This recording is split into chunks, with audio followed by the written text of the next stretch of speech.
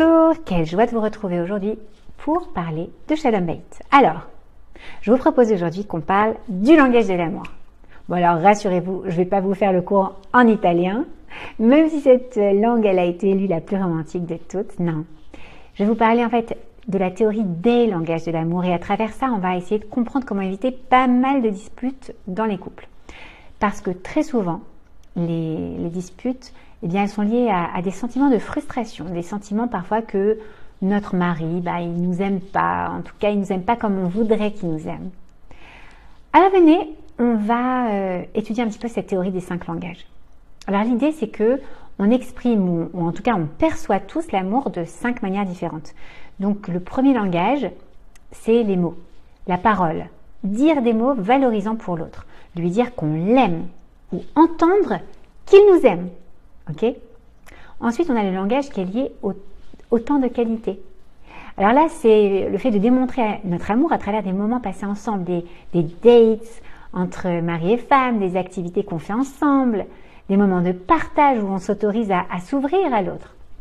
Ok, voilà, ce type de moment-là. Vous voyez ce que je veux dire ? C'est des moments de connexion. Le troisième langage, c'est celui des cadeaux. Bon, je vous rassure, on n'est pas obligé de briser la cagnotte pour ça, parce que des petites attentions, des petits mots placés dans le sac, des fleurs, un café au lait apporté avec amour, n'importe quel petit objet qui matérialisera votre amour pour votre mari. Ensuite, on a le langage des services rendus. Et là, ce sont toutes les petites actions qu'on fait pour l'autre, tout simplement parce qu'on sait que ça lui fait plaisir. Bon, on parlait d'un petit café au lait, comme il aime le matin. Si vous lui faites ça, c'est super.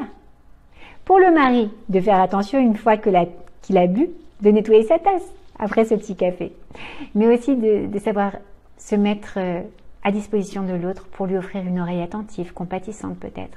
Ou décider de s'éteindre sur quelque chose qui nous tenait à cœur, comme par exemple le lieu des vacances, pour faire plaisir à sa femme ou à son mari qui préfère une autre destination.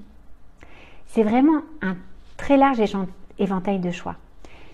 Et puis le cinquième langage, et c'est pas le moindre, c'est le toucher physique. Et là, on parle des câlins, des bisous, mais aussi de toutes les autres formes de toucher, qu'ils soient affectueux, amoureux ou même ceux du quotidien. Alors maintenant qu'on a énuméré tous ces langages, je suis sûre que vous en avez noté quelques-uns qui vous parlent plus que d'autres, non ? Quel est ou quels sont vos langages de l'amour ? Qu'est-ce qui vous parle le plus et que vous considérez le plus important pour démontrer ou recevoir de l'amour? Ça y est, vous savez ? Et bien maintenant, proposez à votre mari de découvrir quels sont les siens. Et ensuite, vous pouvez l'inviter à en discuter ensemble.